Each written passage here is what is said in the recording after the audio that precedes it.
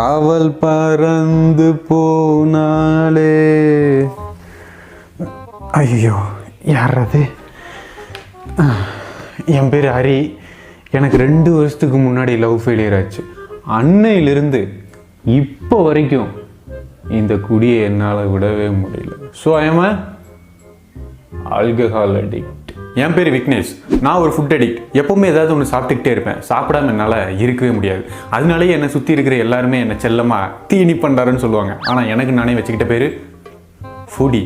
Hey guys, I am Daya. நான் ஒரு bike addict. எப்போவுமே பைக்லேயே சுற்றிக்கிட்டே இருப்பேன். வீக்லி ஒன்ஸ் அது ட்ரிப்பு போலேன்னா என் மண்டையை வெடிச்சிருங்க. என்னோட பைக்கில் லடாக் போகணும், அதுதான் என்னோட aim. So I am bike addict. Hi guys, என் பேர் கார்த்திக். நான் ஒரு காலேஜ் ஸ்டூடெண்ட். எனக்கு எப்போவுமே யாரு கூடயாவது சேட் பண்ணிக்கிட்டே இருக்கணும், எப்போவுமே ஃபோனில் பேசிக்கிட்டே இருக்கணும், ஆல்வேஸ் சோசியல் மீடியாவில் ஆக்டிவாகவே இருக்கணும் அப்படின்னு ஒரு ஆசை. அதாவது ஒரு நிமிஷம்.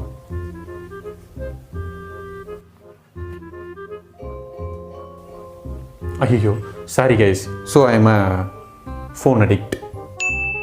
Everybody is an addict. இந்த உலகத்தில் இருக்கிற எல்லாருமே கண்டிப்பாக ஒவ்வொரு விஷயத்தில் அடிக்டாக தான் இருப்போம். இந்த வீடியோ எதுக்காகனா, இப்போ நான் ஒரு விஷயத்தில் அடிக்டாக இருக்கேன், அந்த அடிக்ட்லேருந்து நான் வெளியே வரணும் அப்படின்னு நீங்கள் ரொம்ப நாளாக நினச்சிட்டு இருப்பீங்க. அப்படி நினச்சிட்டு இருக்கிறவங்களுக்கு தான் இந்த வீடியோ. So welcome and now let us watch. First of all, இப்போ நம்ம ஒரு விஷயத்தில் அடிக்டாக இருக்குமா அப்படின்னு தெரிஞ்சுக்கிறதுக்கு சில சிம்டம்ஸ் எல்லாம் இருக்குது. நம்மளோட எனர்ஜி லெவல் சேஞ்ச் ஆகிட்டே இருக்கும். ஒரு எக்ஸ்ட்ரீம் லெவல் டயர்ட்னஸ் வந்துக்கிட்டே இருக்கும். ஃபிசிக்கலாகவும் மென்டலாகவும் அடிக்கடி இல்னஸ் வரும். நம்மளோட வெயிட் கூட குறையிறதுக்கு வாய்ப்பு இருக்குது. நம்மளோட பிஹேவியரில் சேஞ்சஸ் வரும். நம்மளோட கான்ஃபிடென்ட் லெவல் ரொம்பவே லோவாக தான் இருக்கும். இப்போ நம்ம ஒரு ஹேபிட்டை குவிட் பண்ணணும் அப்படின்னு நினச்சோம்னா டெஃபினட்டாக அதுக்கு பதிலாக இன்னொரு ஹேபிட்டை பில்ட் பண்ணி ஆகணும். ஃபார் எக்ஸாம்பிள், நீங்கள் அடிக்கடி பைக்கில் போகிற ஒரு பைக் அடிக்டாக இருக்கலாம், அல்லது எப்போவுமே சாப்பிட்ற ஒரு ஃபுட் அடிக்டாக இருக்கலாம், எதுவாக வேணா இருக்கலாம். அந்த அடிக்ஷன்லேருந்து நீங்கள் வெளியே வரக்கு டெஃபினட்டாக அதை விட ஸ்ட்ராங்காக, அதை விட ப்ரொடக்டிவாக இன்னொரு ஹேபிட்டை பில்ட் பண்ணி ஆகணும். அந்த ஹேபிட் எதுவாக வேணா இருக்கலாம். நீங்கள் புக்ஸ் படிக்கலாம், எக்ஸசைஸ் பண்ணலாம், அல்லது உங்களோட ஸ்கில்ஸை டெவலப் பண்ணுற ஏதாவது ஒன்றாவும் இருக்கலாம். பட் நீங்கள் ஆட் பண்ணுற அந்த ஹேபிட் ரொம்ப இன்ட்ரெஸ்டிங்காக உங்களுக்கு பிடிச்சதாக இருக்கணும். அப்படி இல்லைன்னு வச்சுக்கோங்களேன், அந்த ஹேபிட்டை நம்ம இடையிலே விட்டுருவோம், கண்டினியூ பண்ண மாட்டோம். So first step, build another habit. அதை விட ஸ்ட்ராங்காக, ப்ரொடக்டிவாக, கெத்தாக இருக்கணும். இப்போ நம்ம ஒரு விஷயம் பண்ணுறோம், சக்ஸஸ் ஆகுது, எகெயின் பண்ணுறோம், சக்ஸஸ் ஆகுது. அதை அப்படியே கண்டினியூ பண்ணி அடுத்த நாள் அப்படியே போய்கிட்டே இருப்போம். ஃபார் எக்ஸாம்பிள், இப்போ நான் என்ன சொல்ல வரேன்னா, இப்போ நான் ஒருத்தருக்கு டெக்ஸ்ட் பண்ணுறேன், அவங்க திருப்பி எனக்கு டெக்ஸ்ட் பண்ணுறாங்க. 1 வீக் நான் டெக்ஸ்ட் பண்ணுறேன், அவங்களும் 1 வீக் டெக்ஸ்ட் பண்ணுறாங்க. 1 மந்த் டெக்ஸ்ட் பண்ணுறேன், அவங்களும் 1 மந்த் டெக்ஸ்ட் பண்ணுறாங்க. ஸோ இந்த டைமில் நான் டெக்ஸ்ட் பண்ணுறது என்னோட ஹேபிட்டாகவே மாறிடுது. ஸோ இந்த டைமில் என்னோட எக்ஸ்பெக்டேஷன் லெவல் ரொம்ப அதிகமாக இருக்கும். ஒரு நாள் அவங்க எனக்கு டெக்ஸ்ட் பண்ணலைன்னா கூட எனக்கு ஒரு மாதிரியாக தான் இருக்கும். நான் அதை பற்றி தான் யோசிச்சுக்கிட்டே இருப்பேன். அந்த நாள் ஃபுல்லாக என்னோட ஃபோக்கஸ் வேறு எதுலேயுமே இருக்காது. அவங்க ஏன் டெக்ஸ்ட் பண்ணல அப்படிங்கிறதுல தான் இருக்கும்.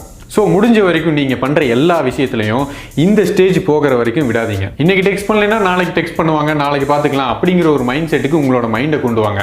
எப்போவுமே உங்களோட எக்ஸ்பெக்டேஷன் லெவலில் ரொம்ப எக்ஸ்ட்ரீமாக வச்சுக்காம ஒரே அளவில் மெயின்டைன் பண்ணுறது இட்ஸ் அ குட் டெசிஷன். ஏன்னா ஒரு விஷயத்தில் நீங்கள் அடிக்ட் ஆகிட்டீங்க அப்படின்னா உங்களோட லைஃப்பில் உங்களோட க்ரோத் லெவல் ரொம்பவே கம்மியாக தான் இருக்கும். Lack of control, lack of confidence, stress level ரொம்ப அதிகமாக தான் இருக்கும். உங்களால் எதுலையுமே ஃபோக்கஸ் பண்ண முடியாது.